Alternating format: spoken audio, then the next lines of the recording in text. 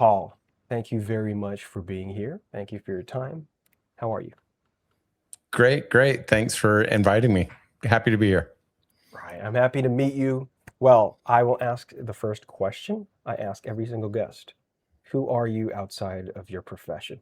Outside of the professional world, outside of real estate, outside of your businesses, who are you?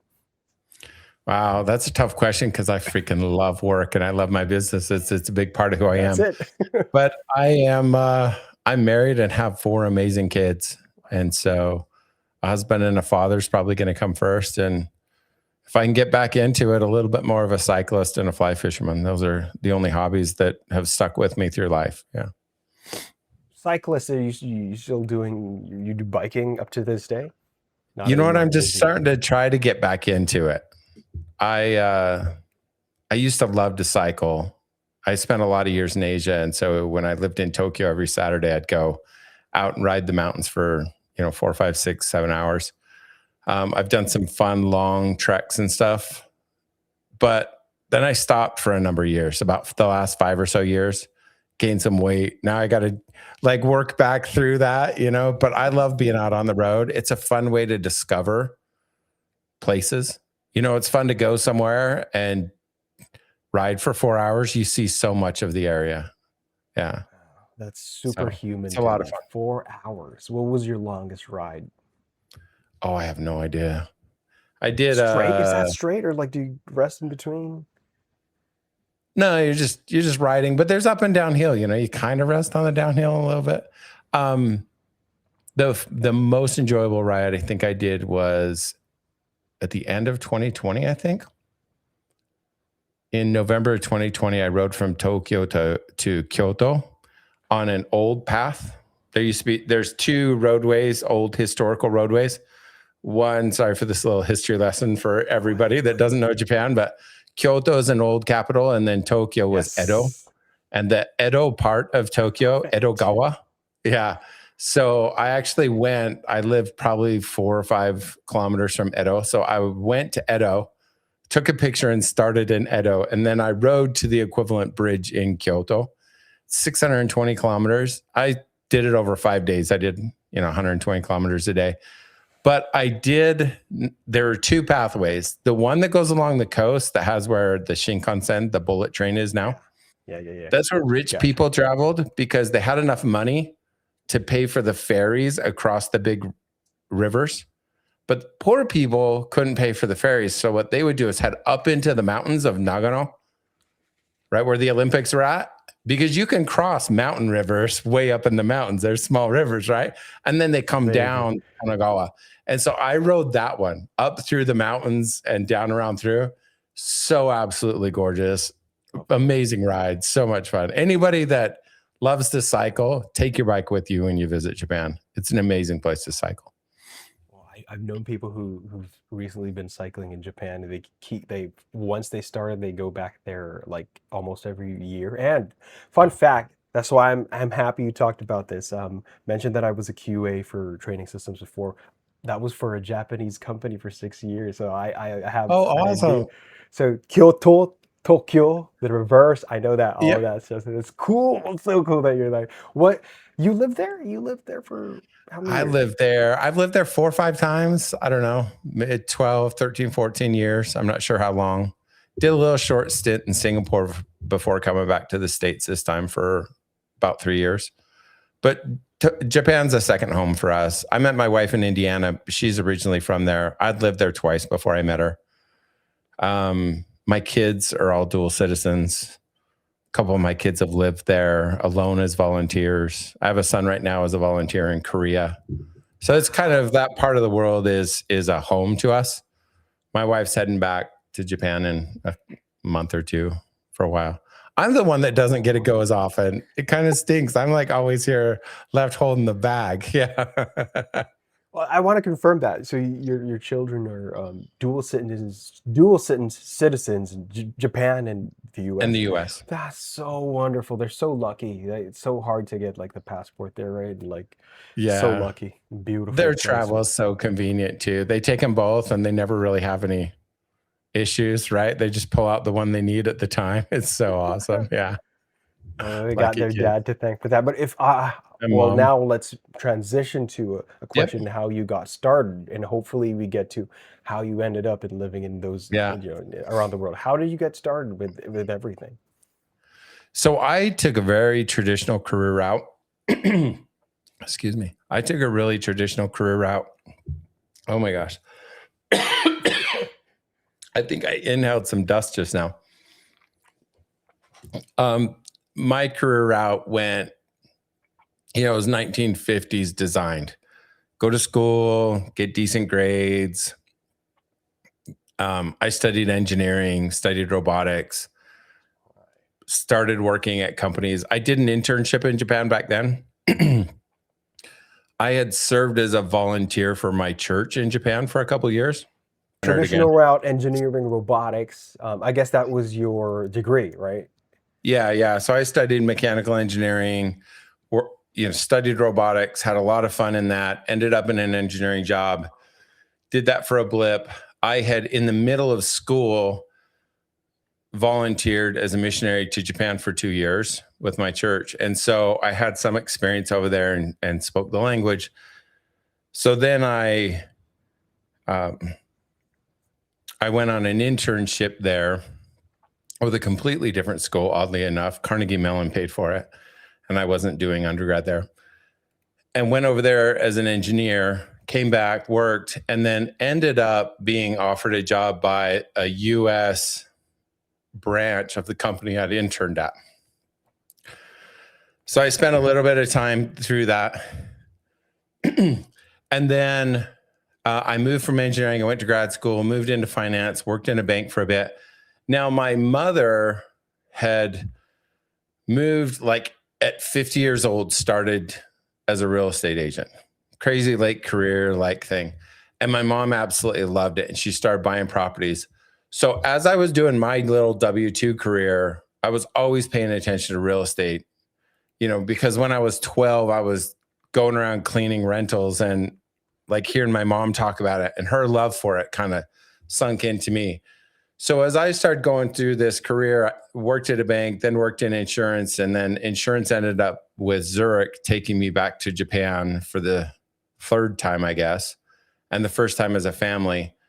I was there running underwriting for Zurich in that business over there. But what my wife and I would do is we were buying single family rentals in the US with our kind of savings, so to speak. And it was a little bit of a pain in the butt because we're buying houses sight unseen as rentals. I'm from Utah, so we were buying them in Utah because we felt like they should be close. So I would have to go to the embassy in Tokyo to get documents notarized. It was $50 a notarization, I remember.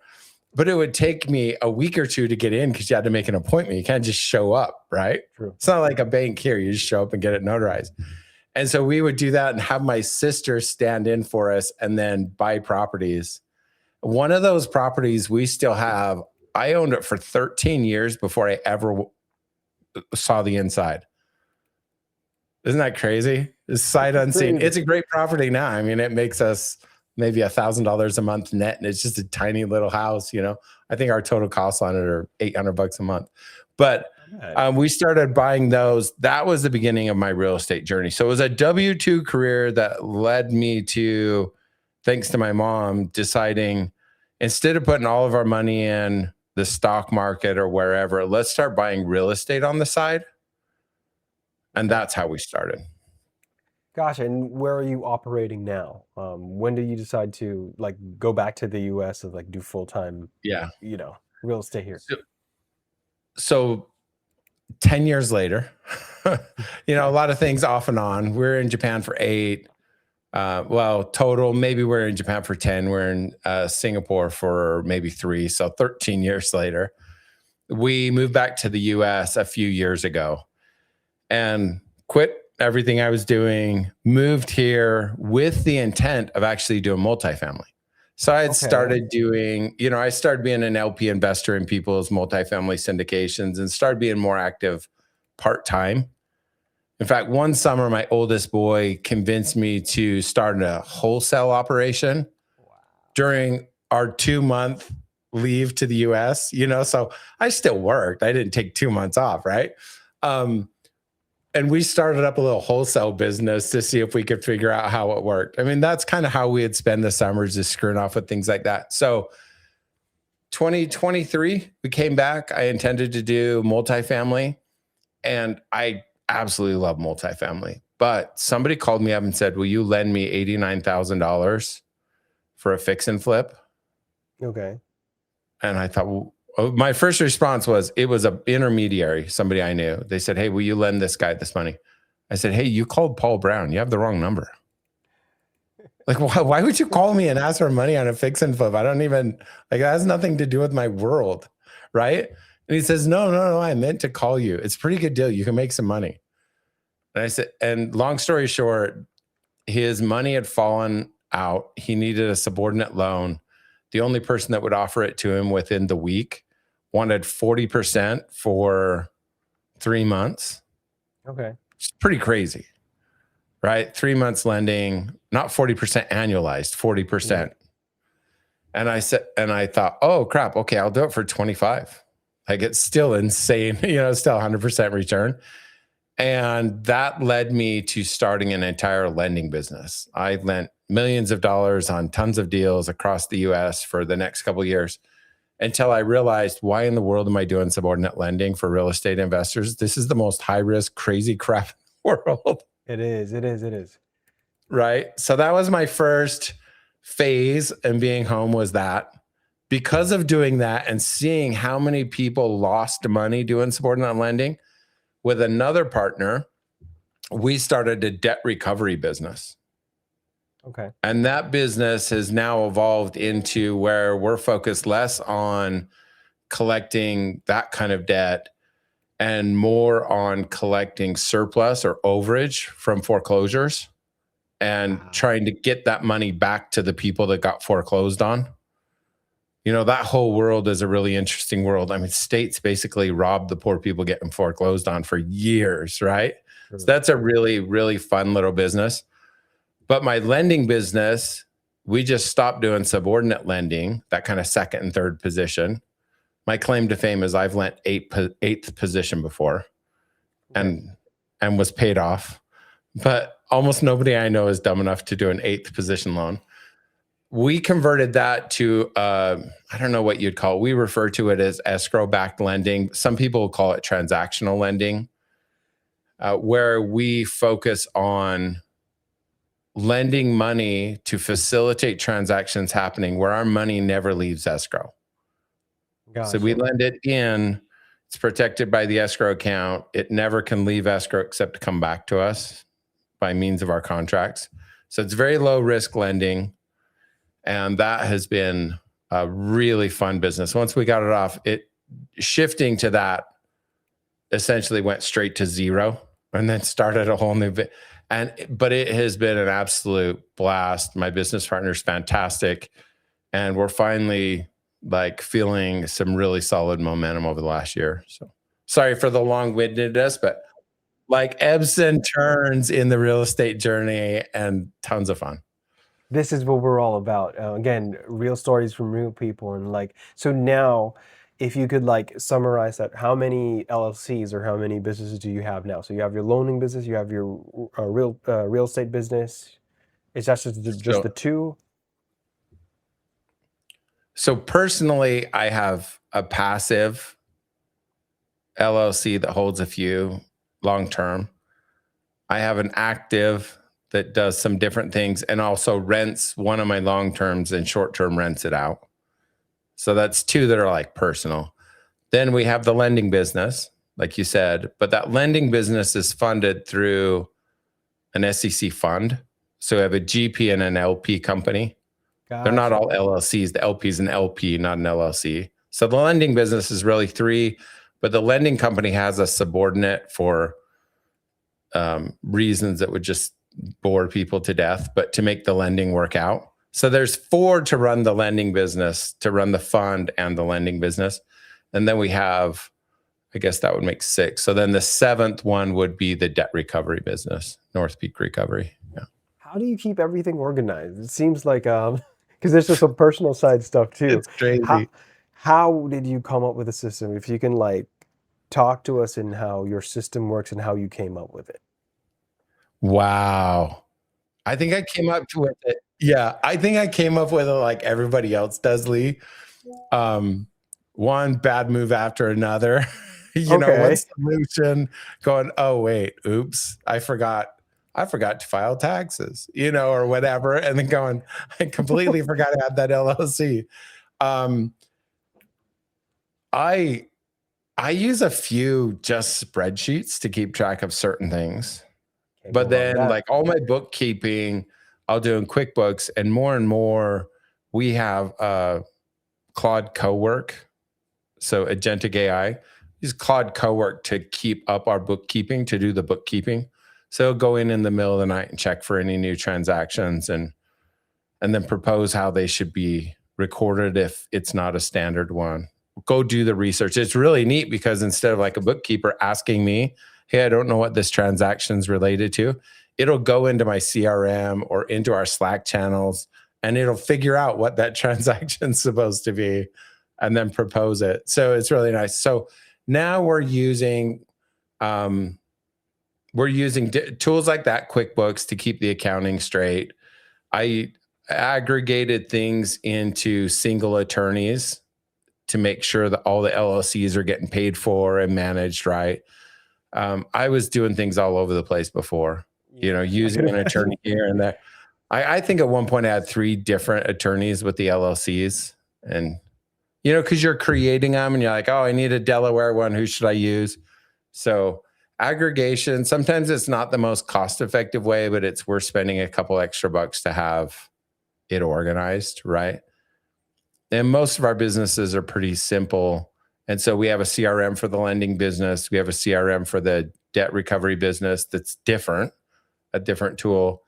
And then for like the fund itself, we use a different, much more trivial, simple CRM system because it's just managing people, potential investors. Yeah, it's a lot of fun though. Like it slowly comes together, right? Like as you're doing it, you think, oh, wait, I need a solution for this because it's stressing me out. And then you figure something out. I'd like to backtrack one step at a time. I am curious to what was going through your head when you were getting into all of these investments and slowly growing your individual businesses. What was the thought process? I want to pick your brain apart into this one. What was your thought process in saying yes to all of those things, or, maybe saying no to others? Oh, and 100 no's for every yes, right? Right. Um, I'm a huge believer in a phrase I know I've heard somewhere, so I know it's not mine, which is the dog that chases one rabbit eats dinner. The dog that chases 2 Mm, rabbits starves. Yeah. right. And so I'm a big believer in do one thing at a time and do it well, rather than, try to buy multifamily while you're also trying to buy RV parks, while you're also trying to do ground up construction on neighborhood. Like do one of them and nail it and get comfortable and build a team and have people that allow you to step away, buy back your time, to use Dan Martell's phrase, and then go into the next thing. And so I'd gotten really comfortable with the original lending business when I convinced a guy to start the debt recovery.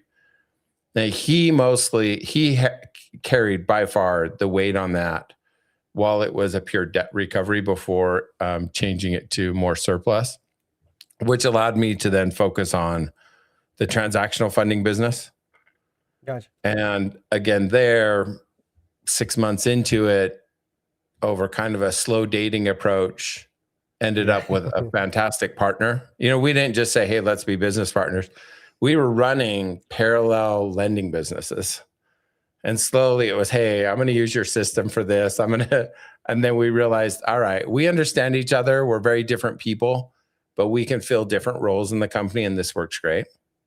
So I don't know if this is probably off of your question, but Yeah. one thing that was really important to me was being able to say no. I would probably my biggest advice to anybody I work with a lot of people that bring us deals, right? And Right. so they refer deals to us and they make good money off of referring us deals.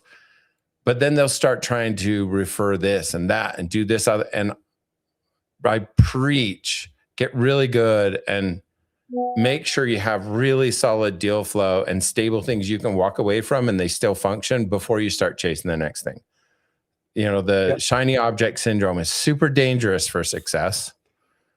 You know, it's a good way to do a lot of things, but it's not a good way to, maybe this sounds bad, but it's not a good way to make a lot of money. You know? Well, it works different for different people, right? Some people can work with that, but I agree with you. One niche at a time, one business at a time, and it seems like with how you told your story, it seems like a very systematic approach and the W-2 and then slow investments. But there are two specific parts of your story that I'm really curious to what was going through your head. And the first one is, you said it was building your system was like from one mistake or one mistake after another. I would think that would be coming from the subordinate lending, right? Is that true? Am I correct with that one? Oh, definitely. Subordinate lending is a very complex, high risk, crazy business. And most people I know in real estate, all the people giving me advice, were using tools like Go High Level, which are really great tools for managing a funnel of contacts. Individual terrible dealings. Tools for managing deals when you have repeat borrowers and repeat referrers. Right? It's just fundamentally not built for deal management. It's built for people management, And so there was a lot of, oh crap, that's not working that great. What about this system? Oh wait, what about, And so there was a lot of maybe too much changing. I probably wasted, and not probably, I absolutely definitely wasted time and did not make as much money as fast as I should have because I got too caught up on perfecting operations and not focused enough on deal flow. If that makes sense. It does. It does. Yeah. And there's people like that, right? That are thinking, hey, wait, I got to sell this ship eventually this far. And so you try to make the ship that can sell, 100,000 miles, in its lifetime, when really all you need to do is get to that island you can actually see from the shore. Like, I like that. Just get there first, build the boat that works for that, and then work it out after that. I've gotten better at that. I'm inherently always stuck between the engineer mindset and what I consider a builder mindset. Sorry, I'm going to go off on a tiny tangent. Do you mind? Go ahead. Okay, sorry. Go ahead. Through my career, as you go through life and you go through things, you start establishing mindsets. Through my career, I started getting a mindset. I hate this phrase, but I'm going to use it. That there are certain kinds of people. There are builders in businesses. There are managers in businesses. And there are people that just want to be told what to do. Right. And those three groups of people inherently made up all companies. And funny enough, it's not hierarchical. It's not. Right? You would find people that just want to be told what to do. I know people like that had global C-class jobs in some companies, right? They were so focused on just doing what their boss expected of them and not owning anything.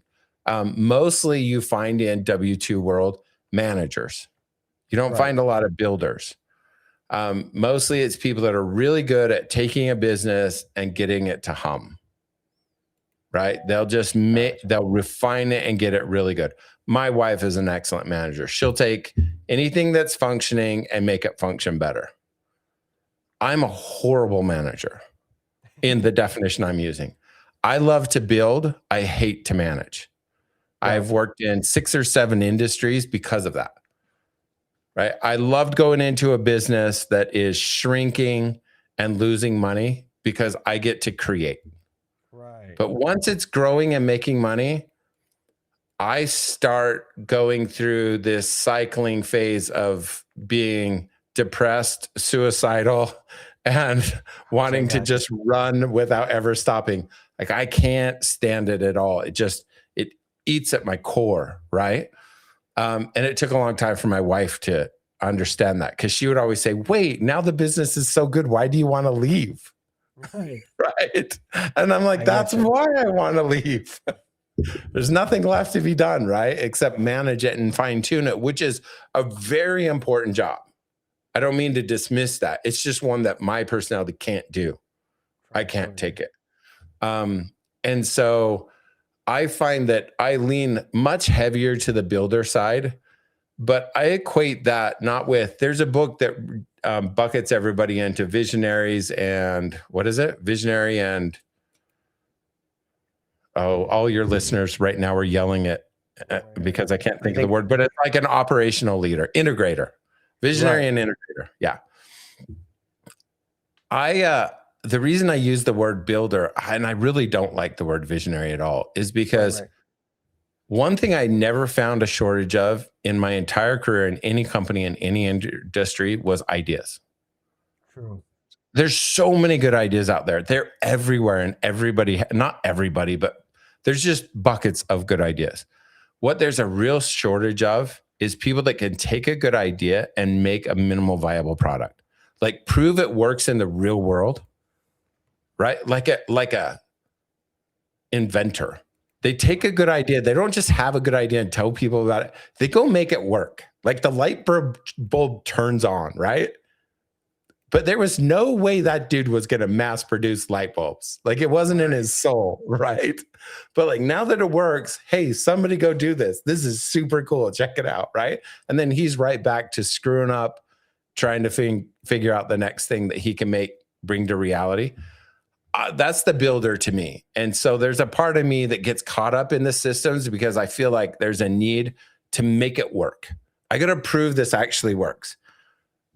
But then I go crazy. And that's why my business partner right now is just a godsend to me, because he runs the operations, runs the team. He's so good. He's an engineer, but he's a real engineer, not like me, not a fake one.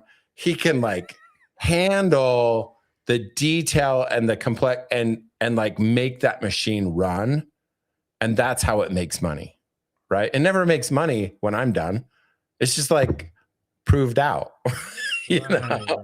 A builder. Yeah. Like it's not doing volume. It's not worth the money. After he's done, it makes money, right? So it's a nice staging effect. And I think it's great for people to figure out, where is my personality? Where am I happy? Right? Am I like happy like my wife? Brilliant woman, super happy in the manager or integrator side. If that's where you're happy, you want to work, find a way to work there, which means you're probably going to have to put up with somebody that's a visionary / builder, right? You're going to have to like put up with them because you're two sides of the same coin. So anyway, sorry for that like little tangent. No. I could relate to you. Like I said, building systems was my thing as well, and being an quality assurance analyst and learning development. A lot of ideas from trainers, from managers, but none of them could really build a system that really showed data. Like, are we improving the people that we're training, right? So one thing that's very curious to what you said is, it seems like you've spoken like a true engineer. Why do you say you're a fake engineer? Because like I loved engineering school, but when I look back, what I realized is I loved learning. Right? I love learning about robots. I loved making the first autonomous robot project I ever did. I never wanted to do it again though. Right. And so I can't, I probably could with a gun to my head, but I just can't keep doing something and I can't go deep, right? I want to learn the thing. I want to learn it as well as I need to learn it so that I can create. I want to understand the clay as much as I need to understand it to create, but I could never create the same bowl over and over and over again. I'd never make an 8-bowl set. I'd make one and be like, works, see ya, right? I get you so much. Yeah, like the world would be a disaster if everybody was like me, but I've slowly just come to realize this is my space. I can add some good, right? I can add good if I play in my space, but I need to have partners that play in the other spaces and are excellent at those. And I'm really blessed to have those people around me. It's probably harder for them to put up with me because I always have some kind of, dumb thing to bring up, but it's a great balance. I think we need each other. I need to yank them one direction out of their comfort, and they always have to be pulling me. Yeah. I get you because it's like once you've built the system and you know it works, it doesn't mean you want to, keep working on that system or be in that system already. I get that 100%. Yeah. I've fallen in that trap as well. And like being vulnerable here, I've like, I don't want to say got fired, but I've been transferred to many positions as well, where it's like I built the system and it's like, hey, we don't need you anymore because we got people to like work on the system. I feel you. I Yeah. 100%. I think Yeah. that's it's really building, right?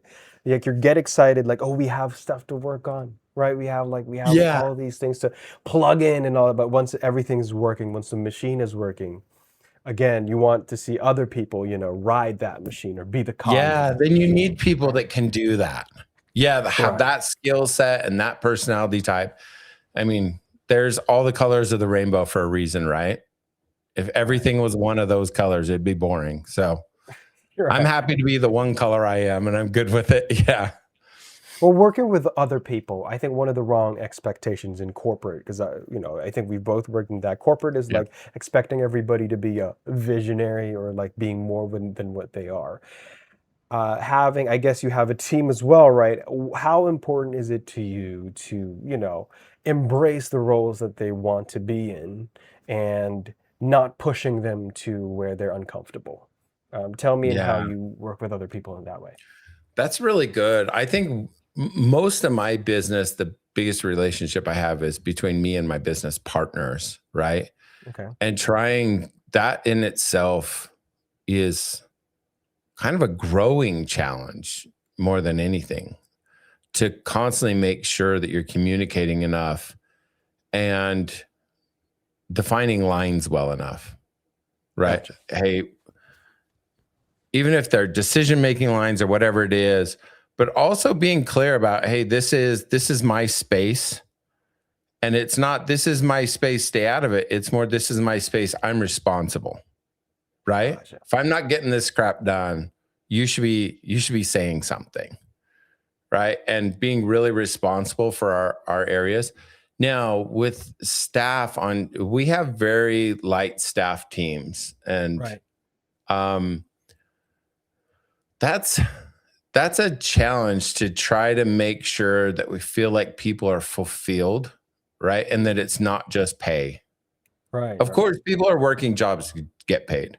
If you're not the entrepreneur that thought of it, you don't care as much as that person, no matter what, right? Like that's how the Right. world Right. works. 100%. Everybody else is kind of working a job. You own In a it or way, you're huh? working a job. Yeah.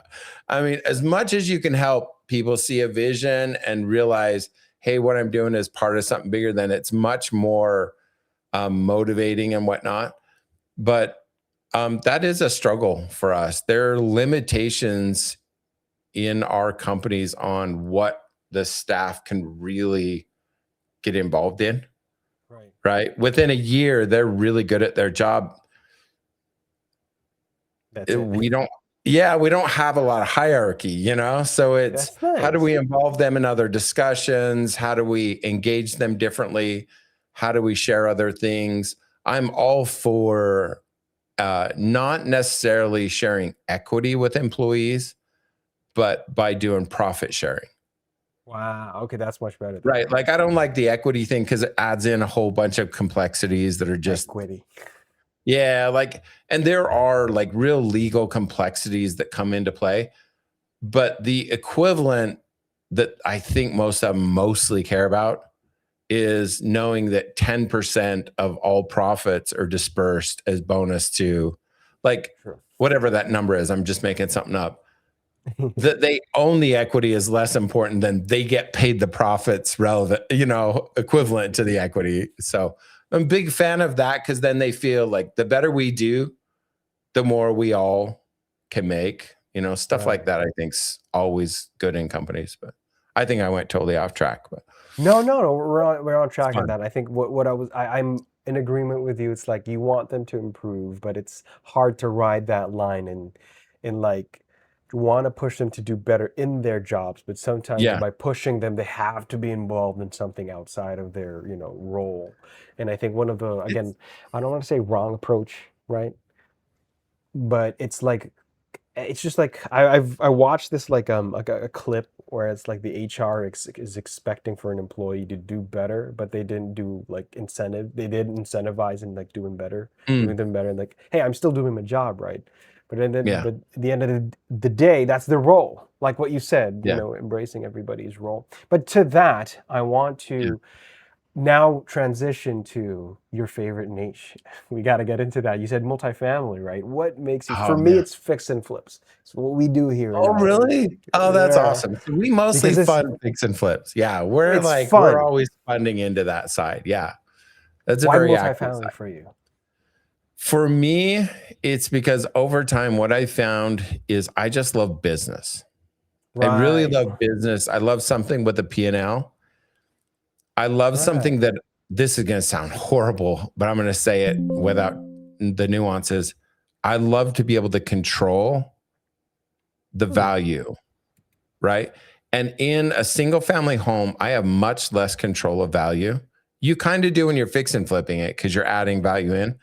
But ultimately, the house is worth how much somebody loves it, True. Okay. right? And like the neighbor really loved that house a lot, so they bought it for 50 grand more. Now that's the new comp. But Right. it's not valued that because it creates value. It's an emotional value creation, right? I just have come to hate that. Like I want to Really? be able Okay. to control. So like with a multifamily or even RV parks, mobile home parks, that kind of thing, they're all multifamily in a way, right? Right. Um, One, it's you're dealing with a revenue and an expense section of a P&L, right? Right. And you can control some of those levers. You can do things that change the revenue, Right. right? And you can do things that change the expenses and how much money it makes. And how much money it makes is how much it's worth. Not how much, not whether or not somebody likes the yellow paint on the outside, you know what I mean? Or the I green get you. door. And so like I think fix and flippers have that in that you go in and you add all the value.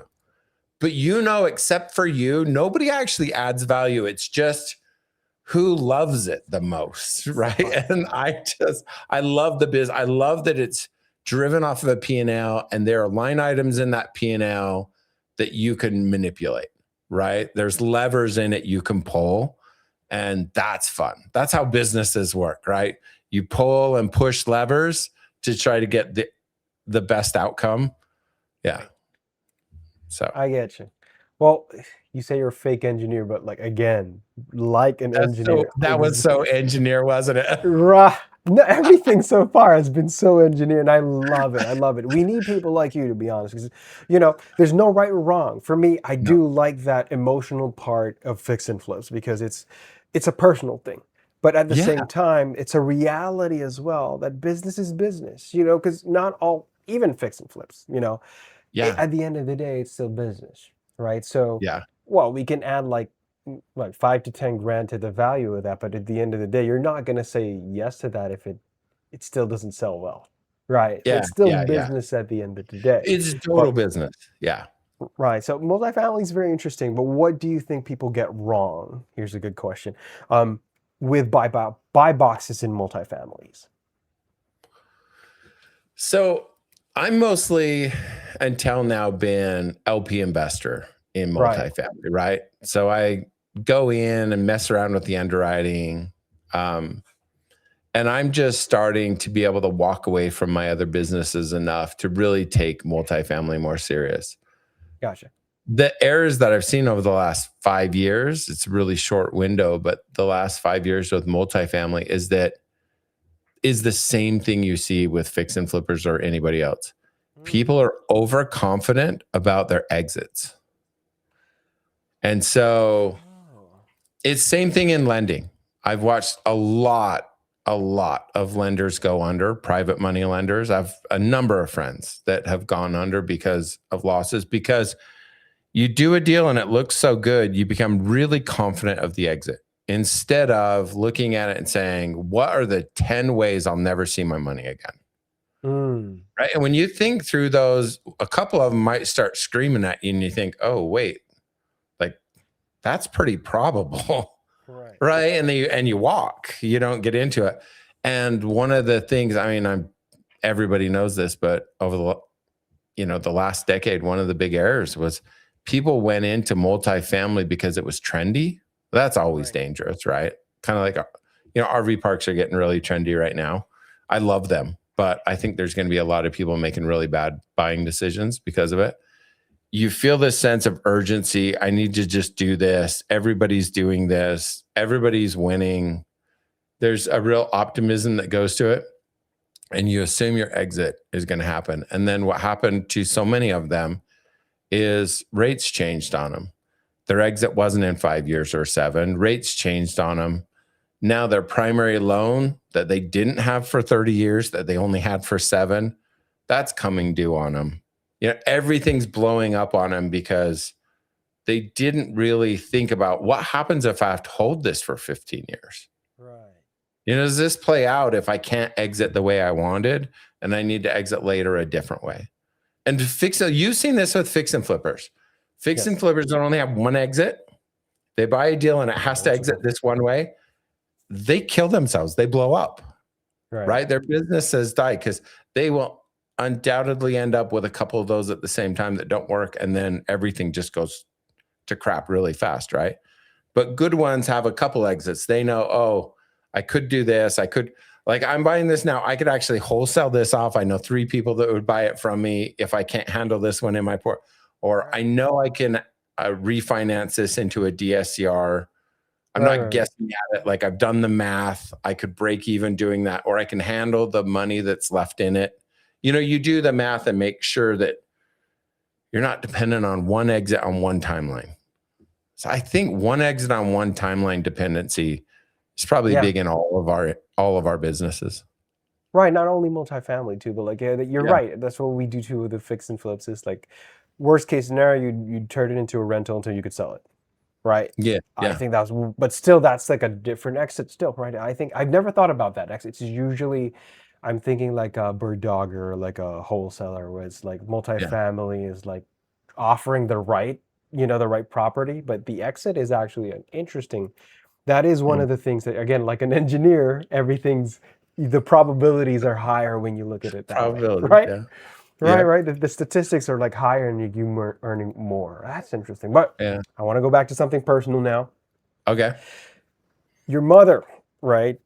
Yeah. Started investing when she was 50 years old. And I guess that you grew up with that. That's something that you got into your head, like real estate was always there. One of the biggest risks that I got from you earlier was you buying real estate in the US while you were still in Japan and not seeing those properties. What was going on in your head there? What made you say, let's do it? With your wife, I guess. I had such a cheat code. Yeah, that's a brilliant question, but I had a good cheat code. One, I was biased towards it from my mom, right? Well, my mom had left and started property managing. Okay. And I learned from her as a property manager the cheat code to buying investment property. Okay. Never ask a real estate agent about investment property. And no offense to all my friends that are real estate agents, but it's just the last person on my list to ask. Right. Ask property managers. Because Wow. when you buy an investment property, you don't care about the valuation of it relative to the other properties. You care about its cash flow. True. Generally speaking, right? Like most of the time, you're not buying a property to lose money. You'd be in a really unique situation where you're just trying to get some kind of tax benefit and it was worth it for you for the year or whatever. And you're usually not gambling so much that you say, hey, I'll go ahead and lose money because I know the value is going to go up. Right. Like most real estate investors are not that big of gamblers. They prefer to make cash flow while the value goes up, right?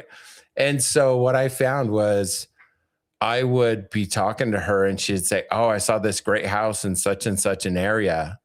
And it could have looked overpriced, but she'd say, man, I could rent that thing in Okay. 5 minutes for this amount. And I'd go, the antennas go up and I go, wait, what? Let's talk Right, about right, that. right. I know that area. And like you told me the price of the house. I know what that monthly payment's going to be like. Just a sec. Like this is a cash flowing deal. Who cares that it's overpriced, right? Overpriced. So that was a huge. My mom and my oldest sister that ended up working with her in property management, they were such a cheat code on finding stuff, right? Because they just find cash flowing things, Gotcha. which Cash. was new to me, Lee. Actually, Right, that right. was really like I always looked at real estate as the value, buy low, sell high after Yeah, it. yeah, But yeah. like, it was just a value game. So it was really weird to me to start looking at all homes, all assets as It's cash flow. cash flow boxes and not value boxes, Right. if that makes any sense. But It does. that It was does. helpful. It does. Even if you think about it in a way of like the valuation, the value of the property, whatever you make with that is like the next deal you're gonna, some of that, and it's still kind of cash flow kind of mentality, right? So it's Yeah. all property managers for you? Really no. Well, the ones I know and can trust. Yeah. So there's like been Gotcha. a few, and there's like, I'll have long conversations with them in areas. I remember a couple years ago meeting a great guy in Indianapolis. We talked for a while and I realized, okay, wait, this is the kind of guy I want to buy property from because he's looking at it the way I need somebody to look at it. He's not a real estate agent, but like this guy, he's going to see things. The other thing is property managers. This is something I'm trying to lever right now. So the jury's out on how good of a strategy this is, but I'll share a budding strategy that probably many other people have done for generations. Is property managers also know which properties are not for sale, but have owners that really want to sell. Right. But they haven't got to the place where they really want to so badly that they're dealing with it. But they know their owner is tired of that asset. They're like, that's just a great avenue, in my opinion, to finding, especially multifamily. You find the property managers that are dealing with a bunch of mid-sized multifamily, 12 to 36 unit places or whatever. Right. Yeah, if you can get in early, right, you might be able to squeeze a deal or squeeze great terms. You say you're a mechanical engineer. That is very software, that approach. Is that okay? See, it's very software managing, right? Like getting into the people who really know the property, not just with the mind of selling it. It's people who really work there and really, manage the people there and now everything else. That's actually they know the property. Yeah, they know really the people know there. They know the what needs to be neighborhood. fixed. Right. They know how right. desperate the owners are to sell or how, Right. Yeah, those people are great. And then the great thing is they know it. They just keep managing it. Right. And so that's the thing I'm trying right now on a few properties is seeing, like, does that play out and is that scalable? Right. Well, one thing, there's a funny thought that came through my head. It's like, what if there's a property manager that's also that's also like an agent? Oh, of course, undoubtedly, like lots of them, right? And they will appreciate it. I swear they're going to agree with this, that agents look at value, property managers look at cash flow, generally speaking, and quality of asset. True. Like long-term quality, not show quality. Right. But like, do you really want to own this for the next 20 years? Yeah, because they know if you need to do repairs, like even if it's like good cash flow, one bad repair could like your earnings shot for that entire month. Like that's a lot of people get that wrong with the multifamily too. Like they think it's like, oh, it's like, it's passive, as they would say passive, but it's actually active. The reality is it's active, right? And there's nothing. The only thing I've ever found passive in real estate is being an LP investor. Oh. If anybody in your audience wants a passive thing, they can invest their money into our fund and they don't need to think about anything and we'll just send them checks. Outside of that, real estate's active, right? Gotcha. Like, isn't it? Like it is 100%. Even if you're the cash side of a fix and flip business, right? Which happens a lot, right? There's like a GC side and a cash side, investor side. even that person, it's not passive. In fact, I stopped doing that because it was more stressful than most of the other things I was doing. I messed with that on some fix and flips. Like, yeah, it's an active, fun industry. Yeah. Fun. I like that. It's super fun. Like, we all fun. do this because it's bloody fun, right? Yeah. Right. Whatever niche you're in, for me, fix and flips, you find that fun. There's a lot of passion, but we don't have much time, but I want to go back to like a more personal side of this as well. What is your wife's involvement in the business? It's come up a couple of times in this conversation. What's her involvement? Yeah, my wife is very involved if we're buying properties. Okay. Otherwise, she wants absolutely nothing to do with it, especially lending, because she thinks it's just a crazy thing to do. Starting a lending business. To her, she just feels like, what are you doing? That's nuts. Right. And so that and debt collection, it just doesn't resonate to her. Right. And but when it comes to our own assets, I imagine what we hold. Mostly she has a much better eye than I do. Okay. So she'll tend to, pick out better assets than I would. I would never claim to be a good buyer of single family homes. I just do not have the gene. I feel like whatever I think you should do, you should not do that and then do the other thing, But I like the adamants. I like the adamants in that one. Well, now let's transition into challenges, right? We've been talking about wins. We've been talking about wins, but what has been your biggest challenge now in your biggest goal? In your biggest goal, what's your challenge? What are you trying to overcome right now? Do you mind if I cheat and share a different challenge first? Yeah. Sorry about that, Lee. No problem. I come in. You might have some people in your audience that are W-2 people looking at real estate and spending more time and doing real estate, or maybe doing a business in real estate. The thing, and I know like this is just blatantly obvious, but the biggest challenge and hit to me was going from a W-2 world where I felt like I was very independent. Okay. I mean, my boss literally lived on a different continent, right? Like I was relatively independent. And then I came and started doing this and realized, oh crap. Okay. Like it's blatantly obvious, but if I don't go out and hunt and catch something, I don't eat. Yeah. There is no monthly stipend of food. You know what I mean? That was a real challenge to get my head around the new game. The entrepreneurial game is a different mental game. And that was a huge challenge. And of course, all the little tiny things that come with it, like, the private insurance market in the US and stuff like that, that become a challenge. But that was a huge challenge. Now, with regards to goals, most of the goals, when I first think of goals for our businesses are generally revenue goals. I'm usually thinking revenue and profit margin. Maybe that's the MBA finance degree in me. I don't know. But those right now, the biggest challenge, depending on the day, is either deal flow or capital, just like any other business. So we are constantly in a battle of drive as much deal flow as we can possibly drive and raise capital like your tail's on fire, right? Because that deal flow is going to force you to raise capital or the deals don't come through.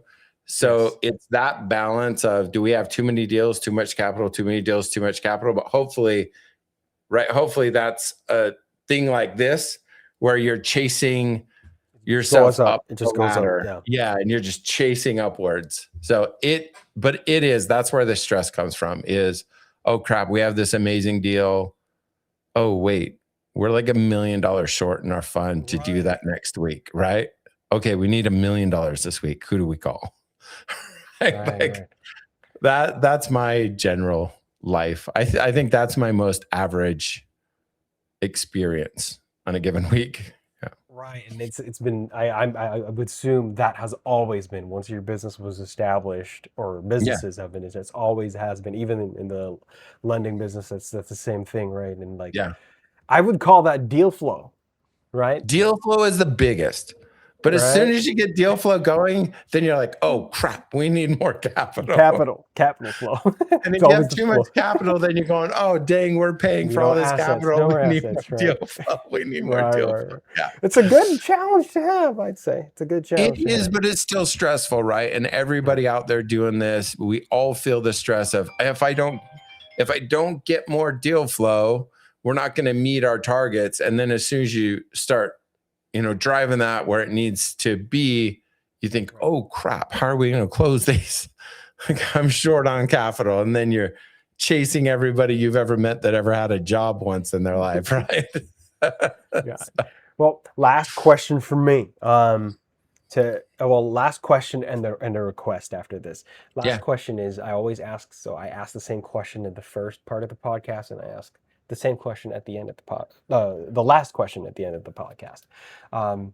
In the perfect world, we have confidence and skill, right? You would have the perfect amount of confidence and skill. But if you were to lean toward just one, which is more important to you, confidence or skill? Confidence. Okay, tell me why. Because knowing something 50% of the way and being able to be completely confident drives deal flow. Knowing something 100% of the way and only being 50% confident drives bankruptcy. Wow, strong statement. So I like both that. are important, but Right. There's I'd have to no say right or wrong answer here. This is just we like to keep a tally on what the guests say because you know that there's saying, skills build confidence, but yes. you need the confidence to learn the skill. So no right or wrong answer, different people, and I like that. Yeah, and the way that I talk about it with the people we work with is because they're bringing deals to us, right? They're referring deals in. As I say to them, and I mean this for myself, is your confidence level is the same confidence level that potential client has in you. Right. So if you're 50% confident, they're only 50% confident you're going to pull it off. If you're 100% confident, they feel really confident in giving you the deal. You're going to get this done. And so if we can't be confident, how can we expect our clients to be confident in us? Right. So, but exactly what you said, there's no right answer to that question. That's a great one. This is fun. Very It's a good fun question. Very good question. It's a fun question to get to Super know fun. you guys better, right? And Yeah. last request, what would Yes. be your last statement or last message to anybody watching? Whether they're starting a business or they stop or they're already established, what will be your last message? That's a great one. I would say try not to forget that this is all just about having fun. Wow. So be honest with yourself about who you are. Be honest with yourself about what makes you happy. Never do something because it's the cool thing that doesn't make you happy. A lot of integrators that try to pretend to be visionaries because for some reason that's cooler. I don't get why. Be honest with yourself and then remember it's supposed to be fun. If it's not fun, do something else. In the entrepreneurial space, there's no room for, I don't love this. That's for the W-2 world. W-2 world, do your, I don't love this while I'm side gigging something I love. That's totally fair. But entrepreneurial space, we got to love what we do. We commit too much to it. Yeah. Gotcha. That's an awesome way to end the podcast. Thank you very much, Paul. And I hope Thank to get you, to Lee. talk to you again. That was wonderful. Really. Thank you. Thank you very much. Appreciate it.